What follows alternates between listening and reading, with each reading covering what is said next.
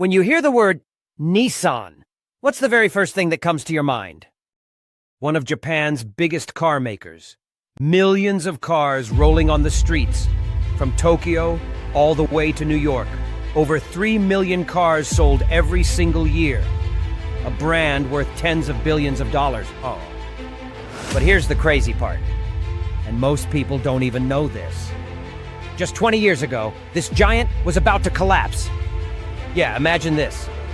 A company with more than 70 years in the business, factories in over 20 countries, suddenly drowning in debt.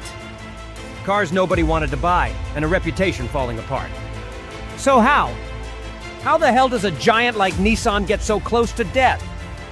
And how did it rise from the ashes to shock the world?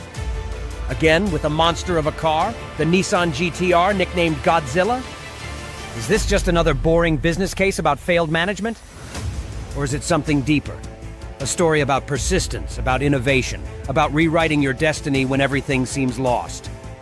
That's what we're about to dive into right now.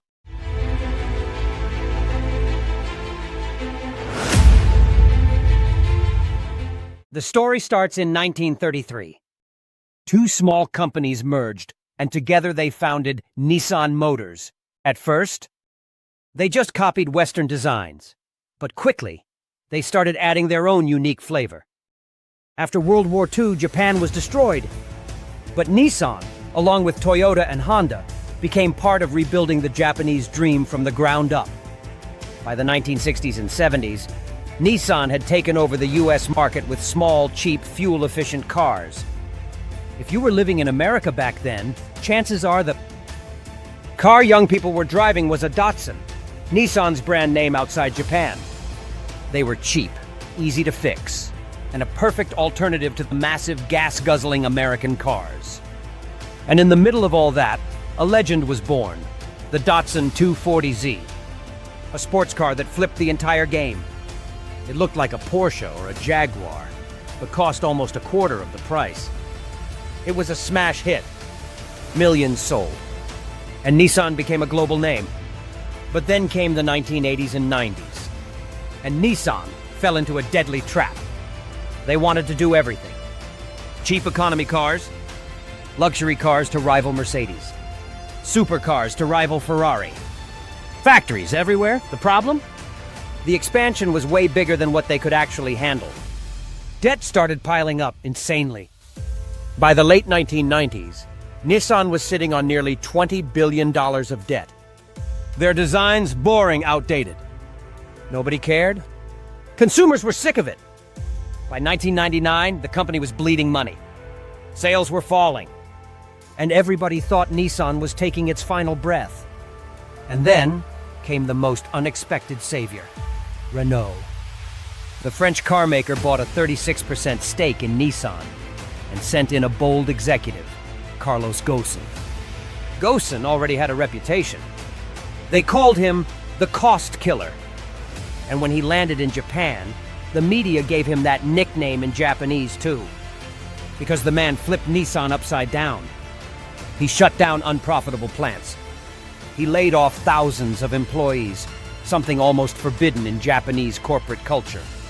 He slashed suppliers, cut costs in half, and most importantly, he pushed for bold, new designs, cars that actually caught people's attention again. And what happened next was nothing short of a miracle. Within just 3 years, Nissan was profitable again. Their debt was cut nearly in half. Investors started believing again. And customers? They started looking at Nissan with respect. But here's the thing. Numbers alone didn't bring Nissan back to glory. What really did it was a symbol. In 2007, Nissan shocked the entire world by bringing back a legend, the GTR R35. This wasn't just a car, it was a weapon. A twin-turbo V6 pumping out 480 horsepower at launch, and later versions went beyond 600. An insanely advanced all-wheel drive system, gripping the road like a magnet. Tech so futuristic, car magazines literally called it a computer on wheels. And the nickname that stuck? Godzilla. The monster of the streets. The car that every rival feared seeing in their rearview mirror. The GTR wasn't just about speed. It was Nissan's way of screaming to the world, "We're back, and we're not just back. We're here to lead the race." From losing billions to, by 2005, making over $4 billion in annual profit. Sales hit over 3.5 million cars a year. Nissan climbed back, becoming the third largest Japanese automaker, right after Toyota and Honda. And thanks to its alliance with Renault, and later Mitsubishi, Nissan became part of one of the biggest car groups in the world, selling more than 10 million cars every single year. But the story doesn't just stop here, because the questions remain. Is Nissan truly independent? Or just part of a French-Japanese alliance controlled by one man? Is relying on cars like the GTR enough to keep the brand's identity alive? And most importantly, are they about to repeat the same mistakes of overexpansion and blind ambition? Now, as the auto world shifts into electric cars and self-driving technology, Nissan faces a brand new challenge. A company that was once inches away from bankruptcy, then roared back with Godzilla. Can they pull it off again? From a tiny workshop in Yokohama to a company on the edge of death, and back again, shocking the world with a car called GTR. Nissan's story isn't just about cars. It's about falling, rising, and proving that with creativity and sheer willpower, you can change your destiny. But here's the real question. Will Nissan remain the Godzilla that terrifies its rivals, or will it stumble once again in the brutal jungle of the car industry? That's exactly why we told this story today. Honestly, guys, when I look at Nissan's story, I don't just see a car company. I see a fight for survival. There was a time when Nissan was drowning in debt. Their reputation was falling apart. And almost everybody thought, yeah, this company's done. They're finished. But here's the crazy part. Instead of dying out, Nissan fought back. They didn't just survive, they came back swinging. They brought us icons like the GTR, cars that turned heads, cars that reminded the world, hey, Nissan's still here. And to me, that's not just a comeback. That's a statement. It's proof that even when you're broken, even when you hit rock bottom, you can rise again. And sometimes, you rise stronger than ever before. That's why I respect Nissan. They don't just build machines, they represent something deeper. They represent resilience. That stubborn spirit that says, we don't quit. We don't let failure define us. And honestly, that's a lesson for every single one of us. Success isn't a straight line. It's full of crashes, setbacks, and failures.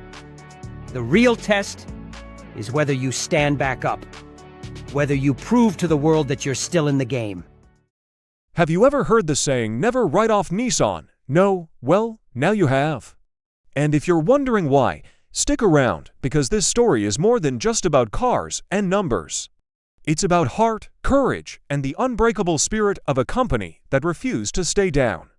You see, Nissan's story isn't some fairy tale where everything turns out perfect. It's a wild ride, a roller coaster of bankruptcy, betrayals, and a whole lot of grit. But here's the twist. In the early 90s, Nissan found itself on the edge, staring into the abyss of collapse. They were bleeding money, losing market share, and their cars were looking like, well, let's just say they weren't winning any beauty contests. To make matters worse, the Japanese economy was in a free fall. The yen was soaring, making Nissan's exports as appealing as sushi in a doggy bag. And let's not forget about the competition. While Nissan was busy putting out fires, Toyota and Honda were zooming ahead like bats out of hell. It seemed like Nissan was destined for the junkyard of history, just another forgotten nameplate. But here's where the story takes a sharp turn. Instead of throwing in the towel, Nissan's leaders did something crazy. They decided to double down. They took a leap of faith and invested in a new design and engineering center. And guess what? It paid off big time. Soon enough, Nissan's engineers were cooking up something that would blow the competition away. Something so powerful, so advanced that it would make other automakers eat their exhaust fumes. But you know what the craziest part is? Despite all the setbacks, all the naysayers, and all the doubters, Nissan didn't just survive, they thrived. Today, Nissan is a global powerhouse, selling more than 5 million vehicles a year and making more money than you can shake a stick at. Oh, and let's not forget about their masterpiece, the GTR, a car that's become a modern legend. Back when Nissan was down and out, nobody gave them a chance. They were the underdogs, the ones everyone counted out. But do you know what they say? Never count out the underdogs. This isn't just a feel-good story. It's a lesson in resilience, a masterclass in turning the tables. So the next time someone writes you off, the next time you're staring at a seemingly impossible situation, remember the Nissan story. Remember that sometimes our greatest triumphs come after our greatest struggles. And who knows, maybe you've got a beast inside you waiting to be unleashed.